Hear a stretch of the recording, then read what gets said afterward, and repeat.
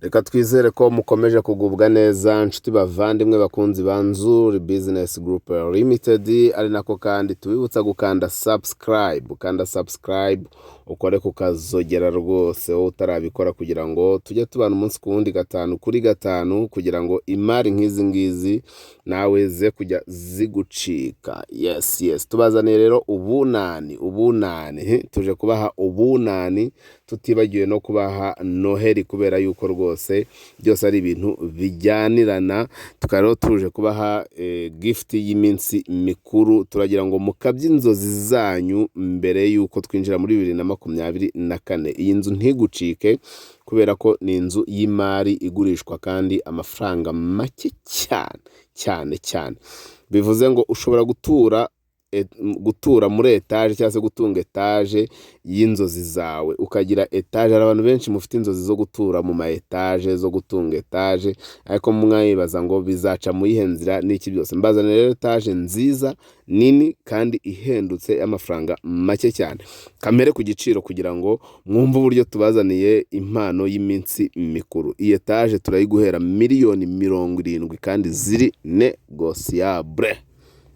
Nkuko mubizi ntago duca iteka, icyo tukubwira ni igiciro, nawe ukaza ukatubwira uti nyaboneka mwankuriye hwaya, ubundi tukabidiringa, inzu ikabi yawe kuri miliyoni zawe 70 kandi ziganirwaho, ugatunga etage y'ibyumba 4 binini byo kuryamamo, douche na toilette 3, salon, salle à manger, cuisine nziza iri moderne nkuko muri kuyireba, ndetse na stock yayo.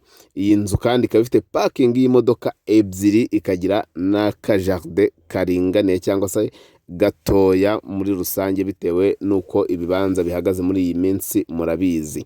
Iyi etage rero ni etage irangiye rwose, uretse udusuku tundi wowe washaka kwikora wowe ubwawe, ariko ni etage irangiye ndetse banatuyemo.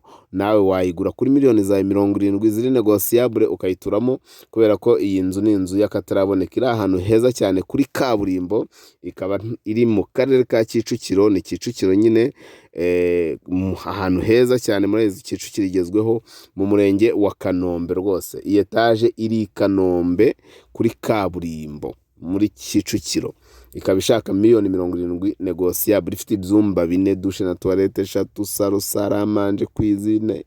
Ego ko rwa hasi hari icyumba kimwe na salon na salle à manger na cuisine, hejuru hakaba ibyumba 3 na douche na toilette 2. Chambre principale ikaba ifite ibaraza, n'ikindi cyumba nacyo kikagira ibaraza. Mbese iyi nzu ni imara, bafite inkwi barya ibihiye, kandi nanone ngo ukene ufite itungo rikakugoboka. Iyi nzu rero kuri miliyoni 70 ntigucike. Niba ushaka kuyisura, niba wayikunze, duhamagare kuri za nimero zacu arizo 0748 cyangwa se 0781 Si ibyo gusa, kuko ushobora no kudukurikirana ku zindi mbuga nkoranyambaga zacu arizo Instagram, Facebook page, Twitter cyangwa se X, hose n'ubundi twitwa Nzuri Market. Ni nako kandi ushaka kudusanga aho dukorera mu nyubako ya Centenary House muri etage ya 2, hanyuma noneho rwose tugakorana vizuri sana. Iwacu umukiriya ni umwami muri Nzuri Business Group Limited. Ari nako kandi tukwibutsa yuko dushaka kumanaginga imitungo yawe itimukanwa, tukagufasha kuyibyaza umusaruro, ukajya ubona abakiriya ku gihe kandi bakwishyura neza. Si ibyo gusa rero kandi, kuko dushobora no kukubakira kandi neza cyane, tukakubakira inzu neza cyane. Mbese inama zose, ibyo ukeneye byose ku bijyanye n'imitungo itimukanwa, watugana. Nitwe company ibasha kukurangira ahantu wagura ukunguka nta kibazo na kimwe uhuye nacyo cy'igihombo, amanegeka n'ibindi.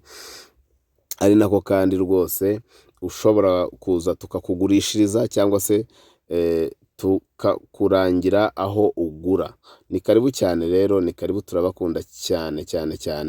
Iwacu muri Nzuri Business Group Limited, umukiriya ni umwami. Komeza ukande subscribe kuri Nzuri Market, kugira ngo ujye ubona ibyiza byose tugenda tukugezaho umunsi ku wundi, gatanu kuri gatanu. Turabakunda cyane rero, tubaye ikaze. Iyi nzu nyaboneka ntibacike.